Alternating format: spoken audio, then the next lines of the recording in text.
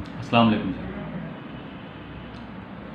ایسا بیٹا کہ سال دوم سے یعنی سیکنڈ ایئر سے ہماری 3 نظمیں اس سے پہلے مکمل ہو چکی تھیں۔ ہم نے پڑھ لی تھی، نعت پڑھ لی تھی، خدا سا سبز رکھے اس چمن کو مہرباں ہو کر، یہ نظم دیکھ لی تھی، اور ہم چوتھی نظم آج دیکھنے چلے ہیں، جس کا عنوان ہے اسلامی مساوات۔ اس کے لکھنے والے مولانا الطاف حسین حالی ہیں۔ یہ نظم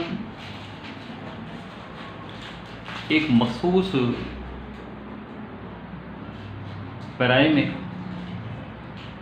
اور مخصوص حالات کے تحت لکھی گئی۔ حالی کی ایک طویل نظم ہے جس کا ذکر پچھلے سال سلیبس میں ہو چکا ہوگا، مسدس حالی۔ یہ ہماری نصاب میں نظم شامل ہے۔ مسدس حالی کے ہی کچھ بند ہیں جو ہمارے نصاب میں شامل کر دیے گئے ہیں۔ اول ہم نظم کا مختصر سا پس منظر ہے وہ دیکھ لیتے ہیں۔ شاعر کے حوالے سے 2-4 سطور لکھ لیتے ہیں۔ مولانا الطاف حسین حالی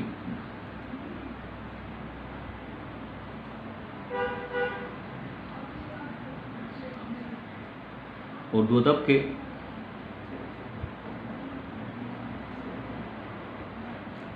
اولین قومی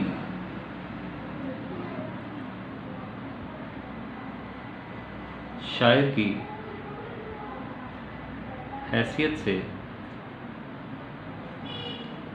پہچانے جاتے ہیں۔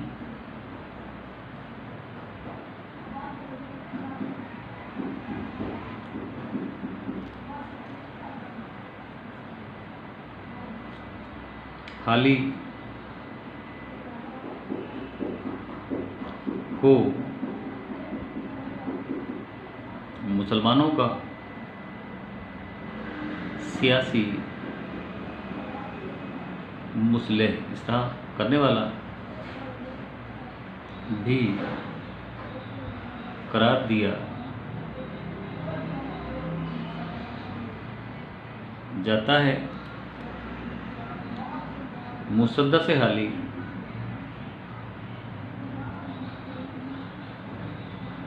جس کا اصل نام مد و جزر اسلام کا اتار چڑھاؤ، مد و جزر اتار چڑھاؤ ہو گیا ہے، ایک نظم ہی نہیں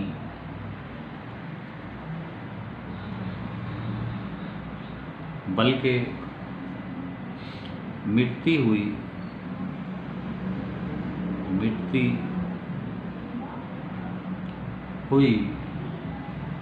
مسلم تہذیب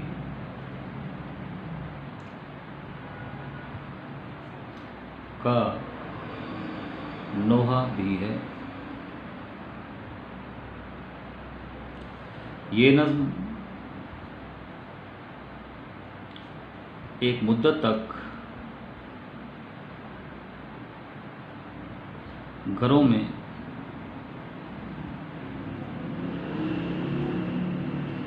شوق سے پڑھی جاتی رہی۔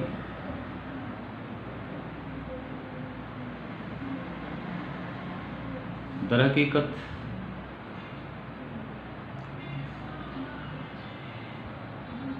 یہ نظم جنگ آزادی کے پس منظر میں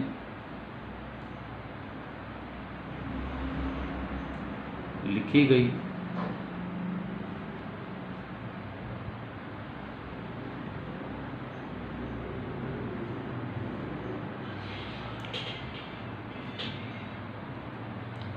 یہ ہماری اس نظم سے متعلق چند سطور تھیں۔ جنگ آزادی کی ناکامی ہماری تاریخ کا ایک سب سے بڑا سانحہ اور المیہ ہے، جس نے مسلم تاریخ کو بدل ڈالا۔ حالی جنگ کی تمام تر ذمہ داری معاشرے کے اس طبقے پر ڈالتے ہیں جنہیں امراء یعنی امیر لوگ کہا جاتا ہے۔ حال نظم کے اشعار میں ان نقائص کا ذکر کرتے ہیں، ان خرابیوں کا بیان کرتے ہیں، ان معاشرتی نقائص اور خرابیوں کا بیان کرتے ہیں جو امراء کی ذات میں پائی جاتی ہیں اور جن کے سبب کوئی قوم زوال پذیر ہوتی ہے۔ ہم دیکھتے ہیں بند نمبر 1، یہ نظم بناوٹ کے اعتبار سے مسدس ہے۔ 6 مصروں والی نظم کو مسدس کہا جاتا ہے۔ کسی قوم کا جب الٹتا ہے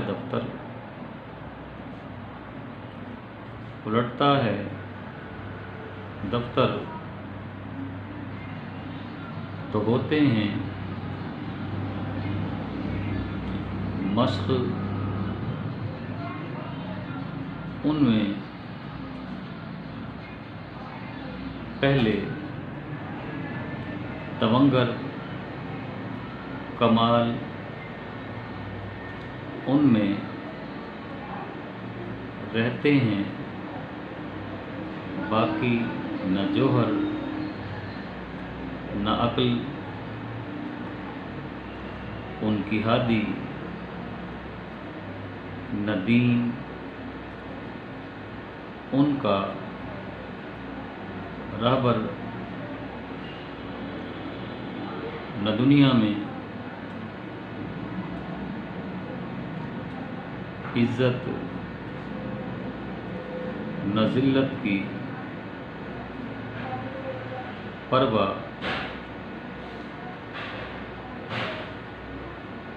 نہ عقبہ میں دوزخ نہ جنت کی پرواہ۔ حسب معمول الفاظ معنی دیکھتے ہیں۔ دفتر الٹنا، تباہی کا شکار ہونا۔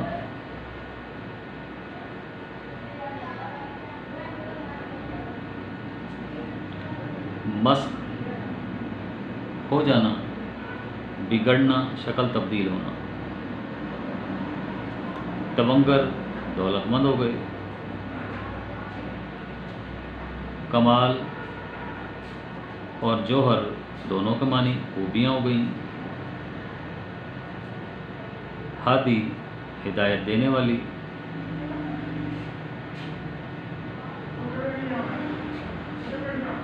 رہبر رہنما ہو گیا۔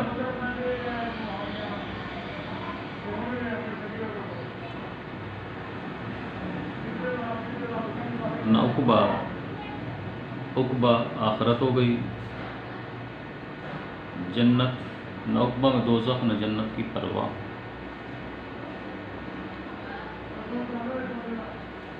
جب کسی قوم پر مفہوم دیکھ لیتے ہیں، اکٹھا لکھا جائے گا۔ قوم پر زوال آتا ہے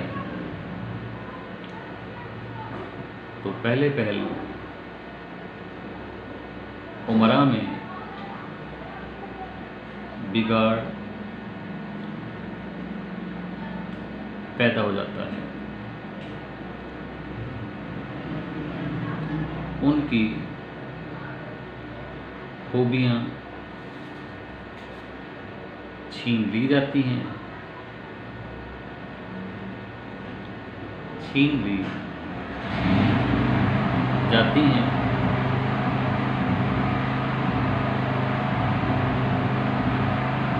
عقل کی ہدایت اور رہنمائی ختم ہو جاتی ہے، عزت و ذلت مقدر کر دی جاتی ہے، اور آخرت کا خوف چھین لیا جاتا ہے۔ بیٹا، اس نظم کی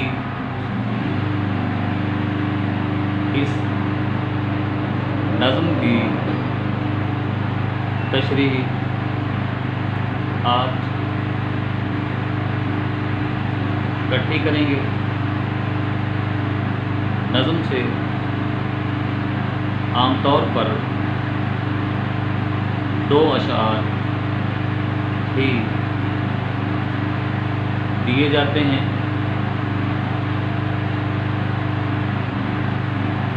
تشریح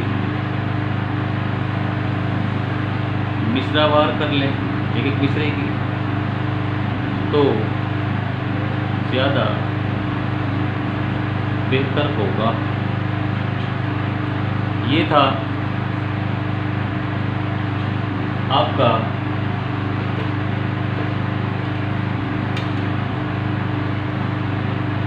حوالہ، آغاز ہمارا نظم کا۔ اب کہنا کیا چاہتا ہے؟ مسدس حالی میں شاعر نے ہمارے معاشرے میں پائی جانے والی معاشرتی تفریق، امراء اور غرباء کے درمیان پائے جانے والے فرق کو کمال خوبصورتی سے بیان کرنے کی کوشش کی ہے۔ جنگ آزادی میں انگریزوں نے مسلمانوں کو بھی قصوروار ٹھہرایا۔ انہوں نے مسلمانوں پر ظلم و ستم کی انتہا کر دی۔ چونکہ انگریزوں نے حکومت مسلمانوں سے چھینی تھی، اس لیے مسلمانوں کو عذاب کا نشانہ بنایا تاکہ دوبارہ حکومت حاصل کرنے کے قابل ہی نہ رہیں۔ مسلمانوں کے گھروں کو مسمار کر دیا گیا، جائیدادیں چھین لی گئیں، شہر بدر کر دیا گیا، جس کی وجہ سے مسلمانوں میں انتہا درجے کی مایوسی اور نا امیدی پیدا ہو گئی، اور مسلمان مختلف سیاسی، مذہبی، اخلاقی، سماجی اور معاشرتی برائیوں کا شکار ہو گئے۔ ان حالات میں حالی نے مسدس حالی لکھی اور مسلمانوں کے عروج و زوال کی تمام داستان کو بڑے دلکش اور خوبصورت انداز میں بیان کرنے کی کوشش کی۔ پہلے مصرعے میں، پہلے شعر میں حالی بتاتے ہیں کہ جب کوئی قوم زوال کا شکار ہوتی ہے تو اس کے آثار سب سے پہلے امراء کے افعال اور طور طریقوں سے جھلکتے ہیں۔ امراء کا یہ طبقہ عیش و عشرت کا شکار ہو جاتا ہے۔ جب صاحب اقتدار اور طبقہ امراء کے اعمال بگڑتے ہیں تو قوم کے مفلوق الحال لوگوں پر ان کے برے اثرات مرتب ہوتے ہیں۔ امیر اور خوشحال لوگوں کے لیے اللہ تعالیٰ کی طرف سے عطا کردہ دولت آزمائش ہوتی ہے، لیکن یہ لوگ غفلت کا شکار ہو کر دولت کے نشے میں دھوت اور اچھے برے کی تمیز بھلا دیتے ہیں، انسانیت اخلاقیات سے ماورا ہو کر زندگی بسر کرنے لگتے ہیں۔ ان کی خوبیاں اور کمالات رفتہ رفتہ ناپید ہوتے جاتے ہیں۔ پہلا مصرع، ہم پہلا شعر پڑھ رہے ہیں۔ کسی قوم کا جب لٹتا ہے دفتر تو ہوتے ہیں مسخ ان میں پہلے تونگر۔ امیر اور خوشحال لوگوں کے لیے ان کی دولت کسی آزمائش سے کم نہیں ہوتی۔ جیسا کہ کہا جاتا ہے کہ زیادہ خوشحالی اور زیادہ بدحالی دونوں ہی انسان کو برائی کی طرف لے جاتی ہیں، برائی کی طرف لے جاتی ہیں بقول مفکر یا دانا۔ تو حال ہی بتاتے ہیں دولت ملتی ہے تو یہ لوگ دولت کے نشے میں دھت اچھے اور برے کی تمیز کھو بیٹھتے ہیں، انسانیت اور اخلاقیات سے ماورا ہو کر زندگی بسر کرنے لگتے ہیں، ان کی خوبیاں اور کمالات رفتہ رفتہ ناپید ہوتے چلے جاتے ہیں، وہ اپنے تمام اوصاف کھو دیتے ہیں، اپنے نفس کے غلام بن جاتے ہیں۔ شاید ایسے ہی لوگوں سے متعلق ہمیں اس شعر میں بتاتا دکھائی دیتا ہے کہ کمال ان میں رہتے ہیں باقی، نہ جوہر، نہ عقل ان کی ہاتھی، نہ دین ان کا رہبر۔ ان کی خوبیاں ایک ایک کر کے چھین لی جاتی ہیں۔ خوبیاں کسی بھی قوم کی پہچان ہوا کرتی ہیں، کمالات کسی بھی قوم کے اوصاف ہوا کرتے ہیں۔ عقل کی ہدایت چھین لی جاتی ہے، دولت کے نشے میں دھت ہوتے ہیں، عقل چھین لی جاتی ہے، دین کی راہبری ختم کر دی جاتی ہے، نہ دنیا میں ذلت نہ عزت کی پرواہ۔ انہیں نہیں معلوم کہ انہیں ہر عمل کا حساب آخرت میں دینا پڑے گا، کیونکہ دنیا آخرت کی کھیتی ہے۔ اس لیے انسان کو چاہیے کہ دنیا میں اچھے اعمال کرے، مگر یہ اچھے اعمال کے بیج دنیا میں نہیں بوتے۔ انہیں پیدا کیا گیا لوگوں کو سہولت پہنچانے کے لیے، معاشرے میں اپنی دولت سے معاشی توازن پیدا کرنے کے لیے، مگر یہ ایسا کچھ نہیں کرتے، دولت کے نشے میں دھت رہتے ہیں، نہ عقبہ میں دوزخ نہ جنت کی پرواہ۔ آخرت میں ان کے ساتھ کیا ہوگا؟ یہ دولت کے نشے میں اندھا ہو جاتا ہے، یہ مال و دولت کو عزت کا معیار سمجھتے ہیں، جبکہ بے زر ہونے کو ذلت اور رسوائی کا باعث سمجھتے ہیں، اس لیے جائز و ناجائز دولت سمیٹنے کو آرٹ نہیں سمجھتے۔ انہیں اس بات کی پرواہ نہیں ہوتی کہ نیک اعمال پہ جنت ملے گی، برے اعمال پہ دوزخ ملے گی، مگر یہ دنیاوی شان و شوکت اور علائشوں کو ہی جنت سمجھ بیٹھتے ہیں، جس کا نتیجہ یہ برآمد ہوتا ہے کہ یہ قوم تباہی اور بربادی کے دہانے پر پہنچ جاتی ہے۔ یہ بیٹا آپ کا پہلا بند تھا، لائٹ چلی گئی تھی، درمیان میں وہ جنریٹر چلایا گیا، اس کے باعث کچھ شور تھوڑا بڑھ گیا تھا۔ امیروں کا عالم نہ پوچھو کہ کیا ہے، ضمیر ان کا اور ان کی تنیت جدا ہے۔ امیروں کا عالم نہ پوچھو کہ کیا ہے، ضمیر ان کا اور ان کی تنیت کی طرف کو کہا جاتا ہے۔ سزاوار ہے ان کو جو ناسزا ہے، روا ہے انہیں سب کے جو ناروا ہے، روا مناسب اور نامناسب۔ یہ آ جائے گا۔ ایک سنگ ہے یہ دل تیرے سینے میں، اے ہم نفس ایک سنگ ہے کہ جس میں شرارہ نہیں کوئی، سینے میں دل کے بجائے پتھر رکھا ہوا ہے اور وہ پتھر، اس میں کوئی چنگاری حرارت نہیں پائی جاتی۔ انما اموالکم و اولادکم فتنہ، بے شک تمہارے مال اور تمہاری اولاد تمہارے لیے آزمائش ہیں۔ القرآن۔ جی بیٹا آپ کا پہلا بند مکمل ہوا۔ اسی ترتیب سے اب ہم اگلے بندوں میں آگے بڑھتے جائیں گے۔ اگلے بندوں میں جانے کے لیے مجھے اجازت دیجیے، انشاءاللہ العزیز کل آپ سے بھی ملاقات ہوگی۔ اللہ حافظ۔